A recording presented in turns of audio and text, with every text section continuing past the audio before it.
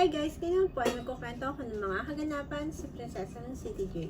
Dahil nga itong ating live nyo ay patuloy pa rin sinusunod ang payo sa kanya na ate divina nyo. Kaya naman, pinag-usapan niya naman itong ating bida na si Princess para sa gagawin niya surpresa sa kaarawan ni Saver.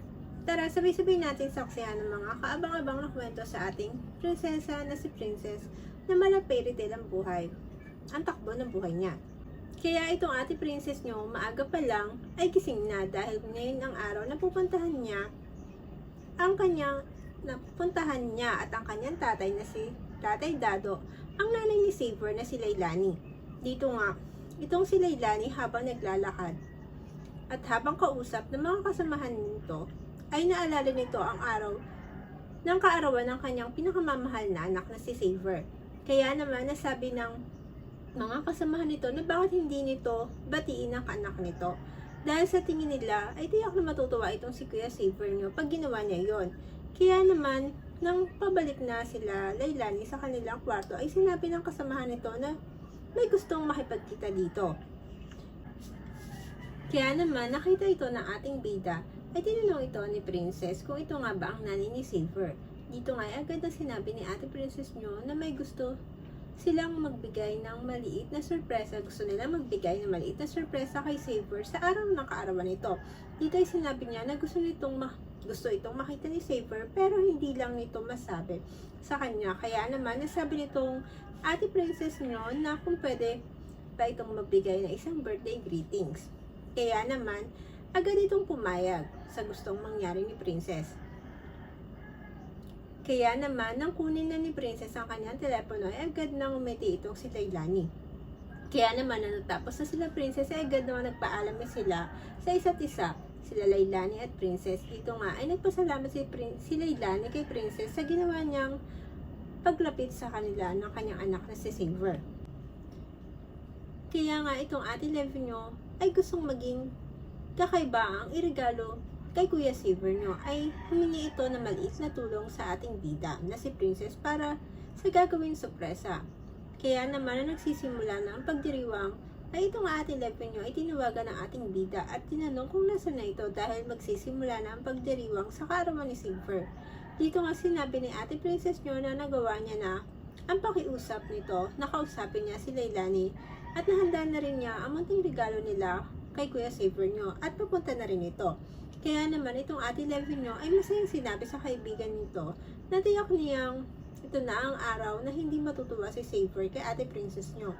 Kaya naman masaya silang bumalik sa loob ng function hall at masaya itong papalapit kay Kuya Saver nyo na may ngiti sa mga labi. Habang papalapit ito kay Saver ay dala nito ang cake na inihanda niya.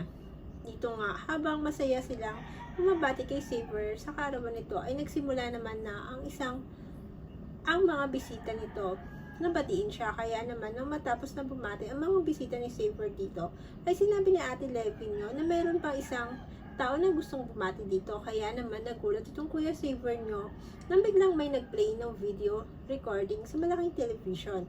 Dito ay hindi makapaniwala itong si Saver sa kanya nakikita na ang taong hindi niya inaasahang makita at bumati sa kanya sa araw na ito ay nasa malaking monitor ng TV at masayang sinasabi ang kanyang kaarawan at binabati siya at mahal na mahal siya nito.